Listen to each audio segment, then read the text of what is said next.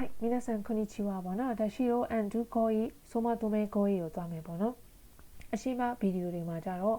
နှစ်ခုစီပေါ့နော်ဒီဗီဒီယိုမှာလည်းနှစ်ခုလုပ်မယ်ပေါ့နော်မိကမဲပေါ့နော်sorry မိကမဲပေါ့နော်အခု9ရက်မြောက်ကိုရောက်သွားပြီနော်ဟိုက်ဒီမှာဆိုရင်သူကဒိုင်း issue ပဲရှိသေးတယ်ပေါ့နော်တောင်တို့ရှိခုခရစတေးမတ်ကာတဲ့ပျော်ပျော်ရွှင်ရွှင်နဲ့နေထိုင်နေရလားပေါ့နော်ဒီရဲ့ခေါင်းစဉ်ကကြတော့နာဆူယာဆူမီကိုဦးမီတဲ့ support stay must ပေါ့ဒီနွေရာသီအားလရက်ကိုပင်လယ်မှာကုံဆုံးနေတဲ့ခိုတိုဘာတွေကြည့်မယ်ပေါ့နော်ဥပွဲမှာရှော်မှတ်ကြရအောင်ခိုင်းဆွေရောက်ခုဆိုတာပင်လယ်ရေကူးသွားတာပြောတာတလုံးချင်းပြောမယ်ဆိုရင်တော့ဦးမီရဲ့ဥယောဂုဒါမျိုးတွေပါပြောလို့ရတယ်ပေါ့နော်ဒါပေမဲ့တလုံးနဲ့ပြောမယ်ဆိုရင်ခိုင်းဆွေရောက်ခုလို့သုံးတယ်ခိုင်းဆွေရောက်ခုနိအခုဆိုရင်ပင်လယ်ရေကူးသွားတယ်လို့ပြောတယ်နိခိုရောက်ခုကိုစုလို့ဟုတ်ပြီနော်နိခိုရောက်ခုကိုစုလို့ဆိုရင်နေပူစာလုံတာကိုပြောတယ်တွဲလိုက်ချက်ထားမယ်နောက်တစ်ခုကျတော့အာဘီဒုခန်းကြီးအာဘီဒုစကလုံးလေးပေါ့နော်အာဘီဒုကတော့တရှိအရင်တော့တီးခဲ့တယ်ရေစကလေးနဲ့ဒီတောင်လေးနဲ့ပေါ့နော်ဒါတောင်ခန်းကြီးလေးတောင်ကြားခန်းကြီးလေးပေါ့နော်အာဘီဒုကတော့ရေချိုးတာလေနော်ရှာဝါကိုအာဘီဒုဆိုရင်ရေချိုးတယ်လို့ပြောတယ်ဒါပေမဲ့ဒီနေရာမှာဟီခါရီတိုင်းရောတော့ဟီခါရီကိုအာဘီဒုဆိုရင်နေရောင်ကြီးကိုချိုးတာလို့ပြောလို့မရဘူးပေါ့နော်ဒီနေပူစာလုံတာပဲပေါ့နော်ဒါဆိုနေပူစာလုံတာကိုနှစ်မျိုးကြိုက်ရပြောလို့ရတယ်နိခိုယောခုကိုစူလို့ပြောတိုင်းရောတော့ဟီခါရီကိုအာဘီဒုလို့ပဲပြောပေါ့နော်ဟီယာခဲစူကကြတော့စမ်ဘန်နေလောင်တာပေါ့နော်နေလောင်ဒီဒါပဲပြောလို့ရတယ်မက်ခူရိုကကြတော့မင်းနဲ့နေတာကိုပြောတယ်ပေါ့နော်ပင်လယ်ရေတွားကူးပြီးရင်အသားရေကလုံးဝအနဲ့အောင်ပြောလုံးဝမဲဝါရလေနော်ဟာဒါကမက်ခူရိုနီနာဒုဟုတ်ပြီနော်ဒီကိုယ့်ရဲ့အသားရေကလုံးဝမဲဝါပြီပေါ့နော်မ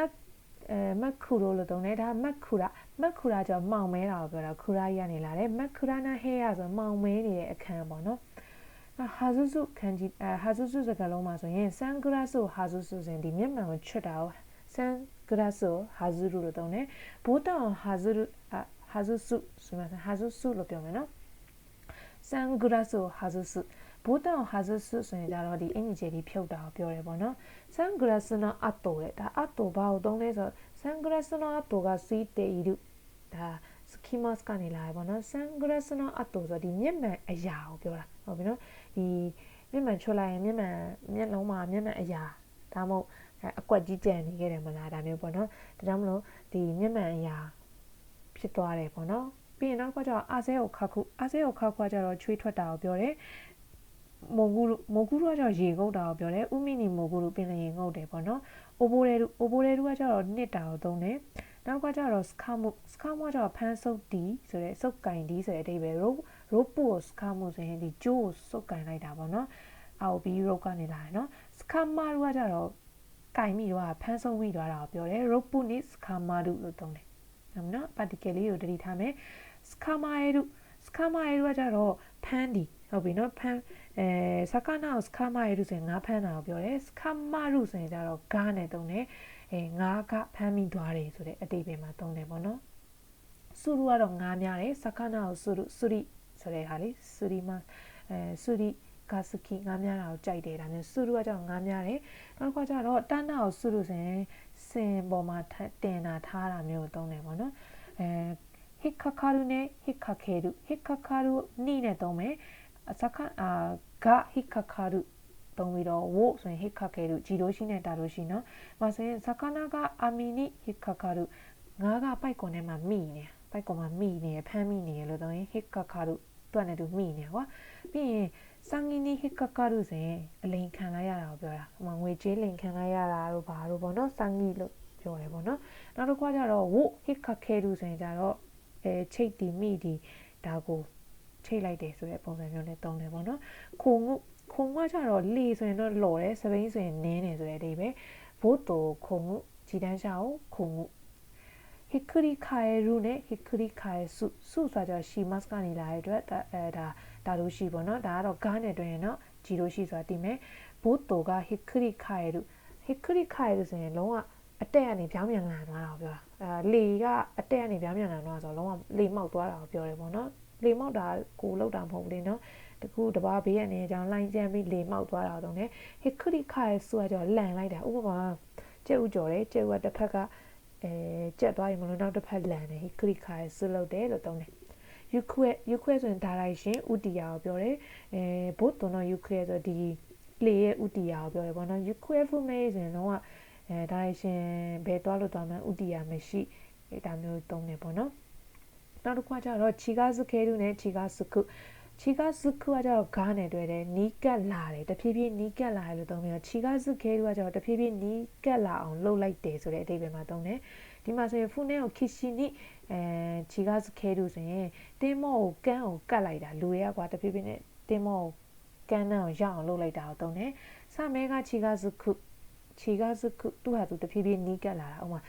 ငမန်းကြီးကတဖြည်းဖြည်းနီးကပ်လာတယ်ချီခါယောရုလို့သုံးတဲ့အတူတူပါပဲပေါ့နော်ကားနဲ့ပဲသုံးတယ်အချီကိုချီသုံးတော့အချီရာကိုချီရာဟိုဟိုဒီဒီဒါမျိုးပြောရပေါ့နော်အချီကိုချီရဲ့ iku အချီရာကိုချီရာရဲ့ iku အတူတူပဲပေါ့နော်ဥမဆိုးနာဥမအီရနေလာတယ်ဥမရတာရှိအိုးရှိလို့ပဲဒါမဲ့ဒါယောက်ျားလေးအတုံးတော့ပေါ့နော်ဆိုးဆိုပုံမဲဆိုတဲ့အဓိပ္ပာယ်လေး e ကိုဖြုတ်ထားတယ်ဥမဆိုးနာအဆာဆိုရင်အရာရှိမဲ့ပုံမဲအိုးရှိဆိုးနာနဲ့အတူတူပဲပေါ့နော်မာဇီကနေလာတယ်မာဇီကအရာမရှိဘူးသုံးတယ် e ကိုဖြုတ်ပြီးတော့မာဇီဆိုးဆိုအရာမရှိမဲ့ပုံမဲပေါ့ဒီမှာတတိထားမှာကအိုးရှိတိုယူအီမီနောဥမာယဝဒန်စီကယိုကုစခါပေါ့နော်အမျိုးသားတွေအများဆုံးသုံးတယ်ပေါ့နော်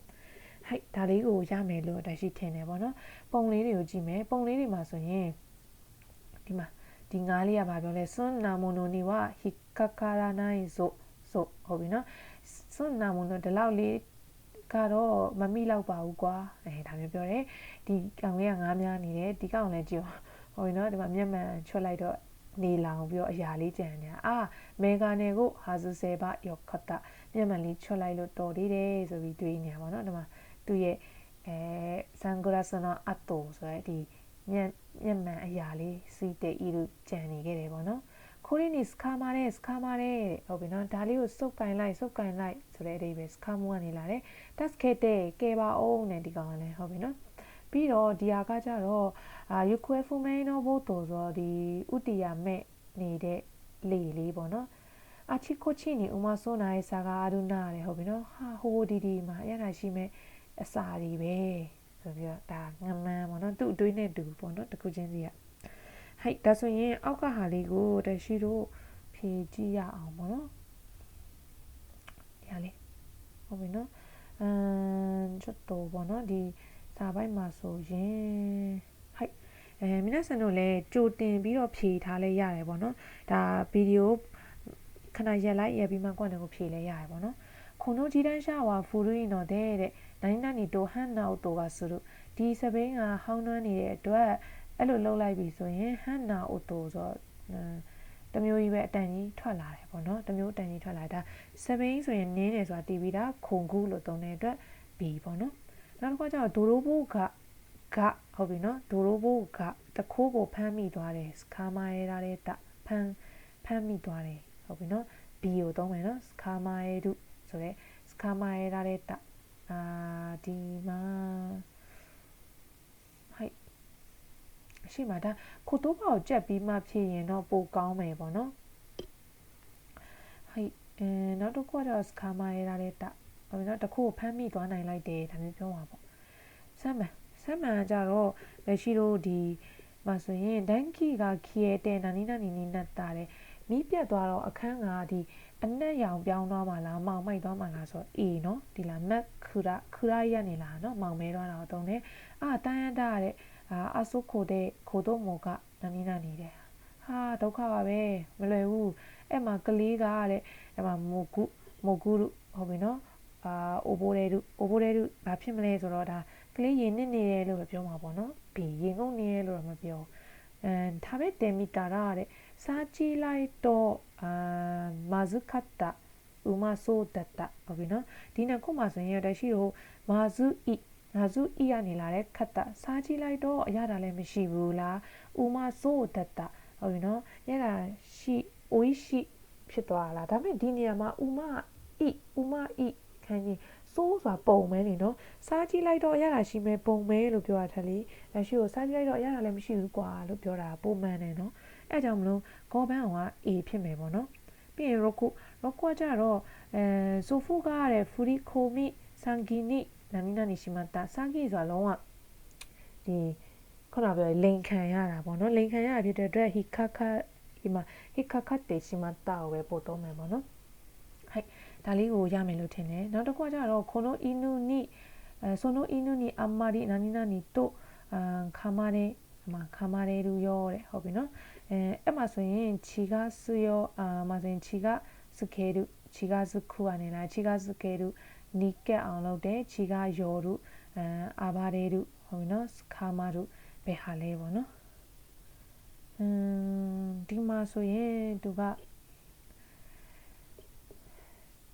လိုက်ခံရပြီးတော့ကြိုက်ခံလိုက်ရတယ်ဒါမျိုးပြောမှာပေါ့နော်မှာပုံမှန်ဆိုရင်ကဒီမှာဒီခန်းကြီးကိုကြည့်စမဲကတဖြည်းဖြည်းနီးကပ်လာတယ်ဒါမျိုးပြောတယ်ဒီနော်သူကသူကိုယ်လောက်တာမဟုတ်လေတဖြည်းဖြည်းကိုရှိလိုက်ပြီးလိုက်ကပ်လာကွာအဲ့လိုမျိုးတုံးတယ်မှာခွေးရတဖြည်းတော်တော်လေးနီးလာပြီးကြိုက်ခံလိုက်ရတယ်ဒါမျိုးပြောတယ်ခါမီမတ်ကနေလာနော်ဒါမှမဟုတ်နီးဘန်ကပုံမှန်ပဲပေါ့နော်ဒါကကြတော့ခြေကစခဲကိုကနီးကပ်အောင်တွားလောက်တာဆိုတဲ့ပုံစံမျိုးနဲ့တုံးတယ်ပေါ့နော်စကားမတွေပါဖမ်းမိတာတွေပါလည်းမတုံးဘူးပေါ့နော်ဟိုက်ဒါလေးကိုရမလားတော့မသိဘူးပေါ့နော်နောက်တစ်ခုကြံနေတယ်ပေါ့နော်အဲ့မှာဆိုရင်ခိုးဟီခပ်ပူကိုနာနီနာနီရှိမှတ်တာတယ်ဟုတ်ပြီနော်ခိုးဟီခပ်ပူဆိုတော့ဒီ coffee ခွက်ပေါ့နော် coffee ခွက်ကိုနံပါတ်1ဟာဇုစုကခုနကပြောလို့ကျယ်ဒီတွေဖြုတ်တာတွေပါပဲတုံးနေနော်မျက်မှန်ဖြုတ်တာတော့ပါလို့လीနော်အိုးရဲဒူလာဟိခခတဲလာဟိခရီခိုင်တာပုံမှန်ဆို coffee ခွက်တွေပါတွေဆေးပြီးရင်မောက်တယ်မလားမောက်ထားရလန့်ထားရဆိုတဲ့အဓိပ္ပာယ်ဖြစ်တဲ့အတွက်ယွန်းပန်ကအဖြစ်မှန်ဖြစ်လိမ့်မယ်ပေါ့နော်ဟိတ်ဒါလေးကိုများစံတော့ရမယ်လို့ထင်တယ်ပေါ့နော်ဒါဆိုရင်ဒါရှိတော့နောက်တစ်ခန်းကိုသွားမယ်ပေါ့နော်ဟိတ်နောက်တစ်ခန်းကကြတော့သူကတာနိုရှိကိုခရရှ်ဒေးအီမတ်ကအတူတူပါပဲအိုခါနဲကိုစကိုင်းဇငီမရှတာတဲ့ပတ်စံနေအသုံးလွန်သွားပြီတဲ့ဒါပတ်စံနေအသုံးလွန်သွားတဲ့အချိန်မှာအရှုံးနေပေါ်ဒါတွေကိုဘယ်လိုပြောမလဲဆိုတဲ့ဟာပေါ့နော်အိုပွဲမှာရှောမှတ်ကြရအောင်တဲ့ပထမဆုံးအိုရိုစုဟီကီဒါစ်အများဆုံးတော့ဟီကီဒါစ်ငွေထုတ်တာကိုပြောတယ်ပေါ့နော်ဂင်းခိုးတဲ့အိုခါနဲကိုအိုရိုစု33ဂင်းခိုးတဲ့အိုခါနဲကိုဟီကီဒါစ်33အတူတူပဲဟုတ်ပြီနော်အာဇုခေရူကတော့စံကျင်မဲ့အနန္တာပတ်စံထုတ်တာနဲ့ငွေထုတ်တာနဲ့ငွေအပ်တာ ATM တွေပိုင်းမှာဆိုလဲဟီကီဒါစ်သုံးတယ်ပေါ့နော်ဂင်းခိုးစားဆိုရင်ကိုယ့်ရဲ့ဘဏ်အကောင့်ကိုပြောတယ်ပေါ့နော်ဂင်းခိုးစားဘဏ်နံပါတ်ဘဏ်အကောင့်ပြောတယ်နောက်တစ်ခုကျတော့ဟီကီယာတိုစာရဲတို့ဟုတ်ပြီနော်ဟီကီအတူတာငုံမီဟီကီအိုတိုစာရဲတို့ဆိုတဲ့အဓိပ္ပာယ်ငွေဖြတ်သွားတာကိုပြောတယ်ဂျီရိုဆိုအလိုလျောက်ဘဏ်ကနေဖြတ်တာဥပမာနေလာစဉ်ဖုံးပေကြီးတွေငွေဖြတ်သွားတာမျိုးဒါမျိုးပေါ့နော်ဟီကီအိုတိုစာရဲတို့လို့သုံးတယ်ဟုတ်ပြီနော်ဒီခန်းကြီးကအိုချီတို့ဘာလို့လေပြုတ်ကြတယ်လို့ဘာလို့ခန်းကြီးတုံးလဲနော်ဒီမှာတော့ဟီကီအိုတိုစုဒါကြတော့ငွေဖြတ်ခံရဖြစ်တဲ့အတွက်ဟီကီအိုတိုစာရဲတို့ကိုသုံးသွားတယ်ပေါ့နော်ဂျီရိုတဲ့လို့သုံးတယ်ဟာရိုက်ခိုမှုကကြောင့်ငွေလွှဲတာပေးတာပေါ့နော်ဘဏ်ကနေတစင်ပေးတယ်ဆိုရင်ဟာရိုက်ခိုမှုလို့သုံးတယ်ဟုတ်ပြီနော်ယူမီယိုလျောကိုဟာရိုက်ခိုမှုကျူရှင်ကြေးပေးတယ်ပေါ့နော်ငွေလွှဲလိုက်တယ်ပေါ့ဘဏ်အကောင့်လွှဲတယ်နောက်တစ်ခါကျတော့ဖူရီခိုမှုကကြောင့်လည်းသူကဒီမှာဆိုရင်ပေးချေတယ်ဆိုတဲ့အဓိပ္ပာယ်ပေါ့နော်ငွေလွှဲပေးချေတယ်ရချင်းကိုဖူရီခိုမှုလို့လည်းသုံးတယ်ပေါ့နော်လာစဉ်အိမ်လာကပေးချေတယ်ဖူရီခိုမိဘန်လွဲတာကိုသုံးတယ်ဟုတ်ပြီနော်ဖူရီခိုမိဟာရိုက်ခိုမှုပုံမှန်ဆိုရင်ဟာရိုက်ရတော့လေပေးချေတာဥမာကျူရှင်စရိတ်တွေပါလေငွေတွင်းတာကိုပြောပြီးတော့ဖူရီခိုမိကြောင့်ငွေလွဲတာပေါ့နော်ဥမာဒီဘန်ကနေဒီဘန်အောင်ဖူရီခိုမိလုပ်တယ်ဒါမျိုးပြောတယ်ရှီဟာရာကပေးချေတယ်ဒီမှာဆိုရင်ခိုးကျော်လျောခင်းဆိုရေဘိုးမီဘိုးဂတ်စ်ဘိုးပေါ့နော်ခိုးကျော်လျောခင်းရှီဟာရာကိုခိုးကျော်လျောခင်းမတိမှာဆိုလို့ခိုးကျော်လျောခင်းဆိုတာဒီဘာတွေပါမလဲဆိုတော့ဒန်ခီတိုင်းဆိုတော့လျှက်စစ်ဖို့ဂတ်စ်တိုင်းဒီ gas ဖို့ဆွီးဒိုးတိုင်းဆိုတော့ရေဘိုးပေါ့နော်ဒန်းဝါတိုင်းဖုန်းဘိုးအဲ့အမျိုးအထွေထွေတုံးစည်းကိုခိုးကျော်လျောခင်းလို့သုံးတယ်ပေါ့နော်ရှီဟာရာဥဆိုရင်တော့ရှီဟာရာအီမတ်ကနေလာတယ်ရှီဟာရာအီဆိုရင်တော့ဒါနောင်ပေါ့နော်ပေးချေခြင်းငွေပေးချေခြင်းလို့သုံးတယ်ဒီပေါ့နော်ဟာရာအီမတ်ကတော့ပေးဒီဆိုတဲ့အဓိပ္ပာယ်ပုံမှန်အများစုပေါ့နော်ဒီနေ့စဉ်ဒီ customer service ပေးတာမျိုးဆိုရင်ငွေလွှဲဒီငွေပေးချေဒီရှီဟာရာအီဒါမျိုးပဲသုံးတယ်ပေါ့နော်ဟာရာအီမတ်အစားဒီနော်တဲဆူလျောကခါတို့တဲဆူလျောလွှဲကဥမာကွာဒီဘန်ကနေဒီဘန်ကိုလွှဲမယ်ဆိုရင်ငွေလွှဲကဘယ်လောက်ကျမယ်ဒါမျိုးတဲဆူလျောဆိုဒီ လွဲကားလို့ပြောဝန်ဆောင်ကားပေါ့နော်ဝန်ဆောင်ကားကုန်ကြတယ်လို့သုံးတယ်ရှူးနျူးနဲ့ရှီရှုစုကိုတည်ရမယ်ရှူးနျူးဆိုတာဝင်ငွေရှီရှုစုဆိုတာထွက်ငွေဝင်ငွေဆိုတာလစားပေါ့နော်ထွက်ငွေဆိုတာကိုယ့်ရဲ့အသုံးစရိတ်တွေပါတယ်အခကြီးဆိုရင်အရှုံးပေါ်နေတာလုံးဝအနီရောင်ပြနေပြီဆိုအရှုံးပေါ်နေပြီခူရိုကြီးကကြတော့အမြင့်ရတာပြောတယ်ဂိုင်းရှော့ခုလုပ်တယ်ဆိုတာအပြင်မှာစားတာပေါ့နော်အပြင်စာထွက်စားတာကိုပြောတယ်ကြီးစီဆိုရင်ကိုအိမ်မှာပဲကိုစားတာကိုကြီးစီဆိုလို့သုံးတယ်တာကခုစကုတာကအီရနေလာရယ်နော်တာကအီရကြောင့်မြင့်တာဒါပေမဲ့ဒီမှာတာကခုစကုဆိုရင်ကုန်ကြစရိတ်တွေများလာတယ်အကုန်ကြများလာတယ်ဈေးတွေကြီးလာတယ်ဒါမျိုးပြောရပေါ့နော်တာကခုစကုပြီးရင်ခတာယောရုကကြတော့ဒီမှာတော့သူကတိန်းဆောင်းတယ်ဆိုပြီးတော့ဓာတ်ရိုက်ပါတာပြန်ရင်တော့ခတာယောရုတိန်းဆောင်းတယ်ပေါ့နော်ဒါပေမဲ့အဲ့ဒီရောအာဟာရတွေတိန်းဆောင်းတယ်ဆိုတဲ့အာဟာရချို့တဲ့တယ်လို့ပြောမယ်ပေါ့နော်အဲ့ရောကခတာယောရုလို့သုံးတယ်ပေါ့နော်နောက်တစ်ခုကကျတော့ဘာဒန်စ်ကတိုရဲတာရှော့ကူကြီးဆို balance ညီအစားအသောက်ဆိုဥမာအတီးရွက်အသားငါအာဟာရမျှတတာမျိုးဆိုရင်ဘာဒန်စ်ကတိုရဲတာရှော့ကူကြီးလို့သုံးမယ်ပေါ့နော်ဒီမှာဖူဆိုခုကမလုံလောက်ဘူးလို့ပြောတာနော်ဖူဆိုခုဆိုလို့စေခါဆူဟီကဖူဆိုခုဆိုလို့ဆိုရင်နေထိုင်စားတောက်စရိတ်မလုံလောက်ဘူးလို့သုံးတယ်စေဆရာခုဆိုလို့ဆိုရင်ချွေတာတယ်ဟုတ်ပြီနော်စေဆရာခုဆိုလို့ချွေတာတယ်ဒီမှာရှော့ခုဟီဆိုရင်စားစရိတ်ပေါ့နော်ရှော့ခုဟီကိုစေဆရာခုဆိုလို့စေခါဆူဟီဆိုရင်ဒီနေထိုင်စရိတ်ရှော့ခုဟီဆိုရင်စားစရိတ်ယော်ယူကနိုင်နဲ့ယော်ယူကနိုင်ဆိုရင်အပိုမရှိဘူးသူကဘလို့ဒီမှာသုံးလဲဆိုတော့ငွေတို့အချိန်တို့ပေါ့နော်ဒါမျိုးတွေမှာအများဆုံးသုံးတယ်ယော်ယူကနိုင်မှာတော့လျော်ခိုးစုလို့ယော်ယူကနိုင်ခရီးသွားဖို့အချိန်လည်းမရှိဘူးငွေလည်းမရှိဘူးအပိုဘာမှအပိုရှန်မရှိဘူးလို့ပြောခြင်းယော်ယူကနိုင်အပိုရှန်ရှိရဆိုတော့ယော်ယူကအဒုလို့သုံးမယ်ဒါရှိတာကြီးကြောဒီလိုသွားလိုက်မယ်နော်နောက်တစ်ခါကျတော့3 out ဒီမှာဆိုရင်ရှူးနျူးနီ3 out စေခါစကိုက်ညီတာလို့ပြောတာဟုတ်ပြီနော်ရှူးနျူးဆိုတာဝင်ငွေနဲ့ကိုက်ညီတဲ့နေထိုင်စားတောက်မှု lifestyle ဒါမျိုးပြောမယ်နောက်တစ်ခါကျတော့ဈေးတက်ခုကဇိမ်ခံတာလုံးဝပတ်စံကိုဖြုံးပြီးတော့လေဈေးတက်ခုလို့သုံးတယ်နော်ဇိမ်ဥမာဒီလိုဆိုလဲရတာကိုမှဇိမ်ခံကျင်တာပေါ့နော်ဈေးတက်ခုစုလို့လည်းသုံးတယ်ဈေးတက်ခုစုလို့လည်းသုံးတယ်မူဒါစကားကြီးကကြတော့ဖြုံးတာပတ်စံကိုနော်အလတ်တက်ကွာဥမာထားပါတော့ကုန်လည်းမကုန်ဘူးစားတော့တွေအများကြီးဝယ်လာတာမူဒါစကားဟုတ်ပြီနော်မူဒါစကားရစုလို့သုံးတယ်ဟာဘုကွာကျတော့ခြုံလိုက်တယ်ဒီမှာမူဒါဟာဘုခုဆိုရင်ဥမာမလိုအပ်တဲ့အသုံးတွေကိုခြုံတာမျိုးပေါ့နော်ရှော့ထားတာမျိုးသုံးတယ်ပေါ့နော်ဟဲ့ဒါလေးကိုရမယ်လို့ထင်တယ်ဒီပုံလေးကိုကြည့်အောင်ပုံလေးမှာဆိုရင်ရှီဟိတ်နဲ့အိုဆာဆဟုတ်ပြီနော်ဒီလိုမျိုးပတ်စံဂျပန်မှာကဒီလိုအကျွေစေးလေးတွေတုံးတယ်ငွေဆက်ကူအရွက်တုံးတယ်ငွေဆက်ကူအရွက်ကိုဆိုရင်သူကရှီဟိတ်လို့တုံးတယ်အိုဆာဆလို့တုံးတယ်ဟုတ်ပြီနော်ဒီအကျွေစေးလေးကိုဆိုရင်ကြတော့ခိုစေးနီးလို့တုံးတယ်ပေါ့နော်ခိုစေးနီးကကြတော့ကွိုင်လေးတွေကိုခိုစေးနီးလို့တုံးတယ်နောက်တစ်ခါကျတော့ CQ shot ဆိုရင်ငွေတောင်းခံလို့ဥပမာလာကုန်ပြီဆိုရင်ဒီဘိုမီဘိုကတ်ဘိုငွေတောင်းခံလို့ရောက်လာတယ် CQ shot ပေါ့နော်ဟဲ့ဒါလေးကိုဒီမှာအကကြီးတာတယ်ဟာသွားပြီလုံးဝအရှုံးပေါ်နေပြီပေါ့နော်လုံးဝအနီပြနေပြီဘတ်ဂျက်ကခုန်ကဆိုဘာမှာဆိုရင်ဘိုက်တော့ရှူနီဝတ်တခုနိစခုနာခတ်တာခနာဒီလအချိန်ပိုင်းလုံးဝင်ငွေကတော်တော်လေးကိုအထူးသဖြင့်တော်တော်လေးနေသွားတာပါလားပေါ့နော်ဂင်းခွေတဲ့ဥကနေအိုရိုဆာနိုင်တိုအီကေနိုင်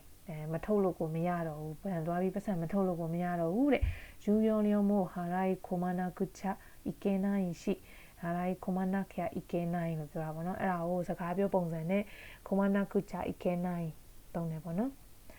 နိုင်တိုအီကေနိုင်လို့လည်းတိုက်တာသုံးလို့ရတယ်နော်စကားပြောကျူရှင်လာကလည်းမပေးလို့မရဘူးနခေတယ်ပါနာရာနိုင်လို့သုံးတယ်နာကုချာအီကေနိုင်ဟုတ်ပြီနော်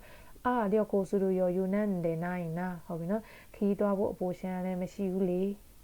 ကာယရှော့ကိုမရမဲနိုင်တို့အီကေနိုင်ရမဲနိုင်တို့အီကေနိုင်ဆိုဒီပုံစံနဲ့အတူတူပဲဟုတ်ပြီနော်အပြင်စားတာတွေကိုမရက်ရင်မရတော့ဘူးရမဲနာခေတယ်ပါနာရာနိုင်လို့ပြောတာဟုတ်ပြီနော်ဒါပေမဲ့စကားပြောမှဆိုရင်ရမဲနိုင်တို့လို့သုံးတယ်ပေါ့နော်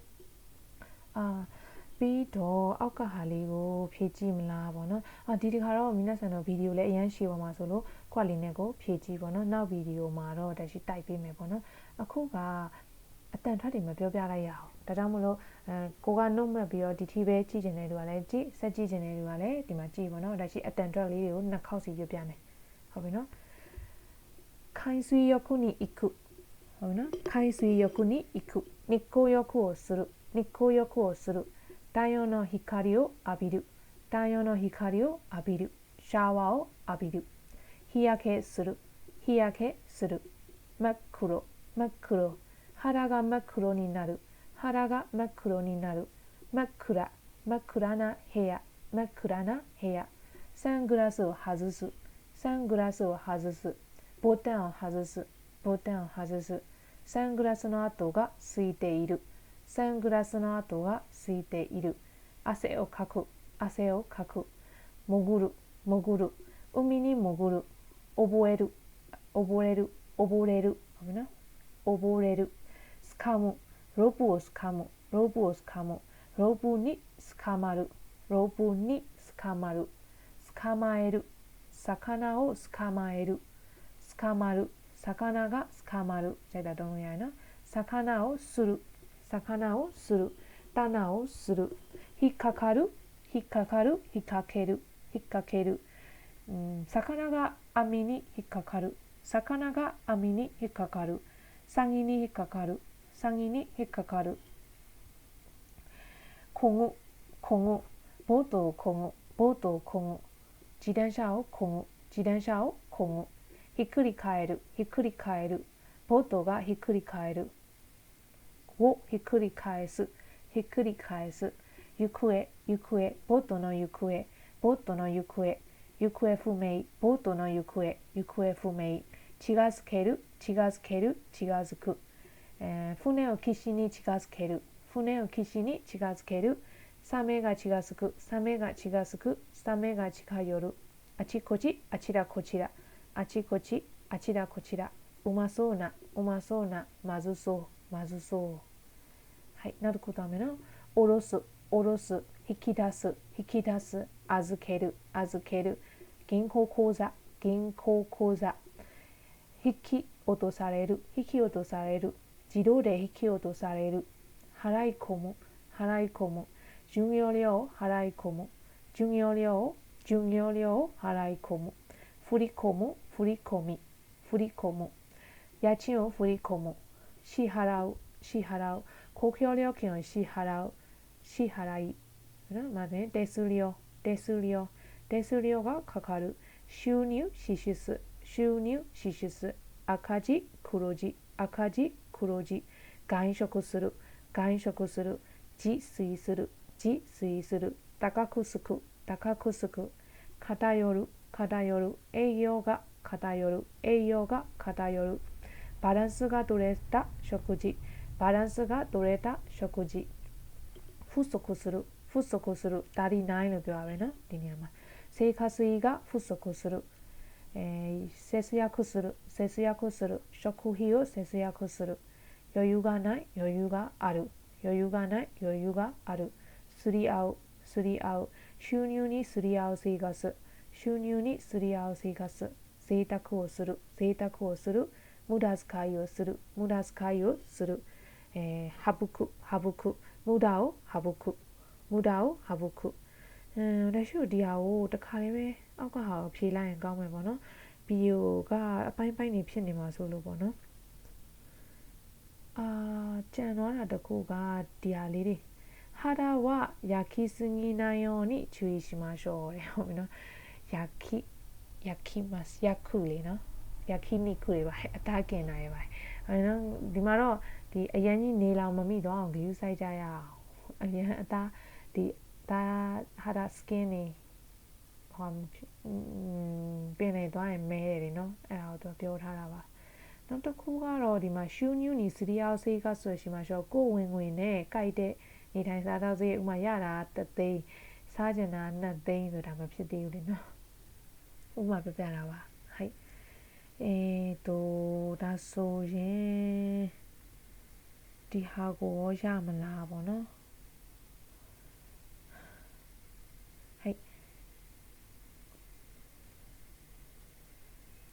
皆さんတို့ဒီဟာကိုဘယ်လိုလုပ်ချင်လဲပေါ့နော်ဖြည့်ကြည့်လိုက်မလားဖြည့်ကြည့်ပါနော်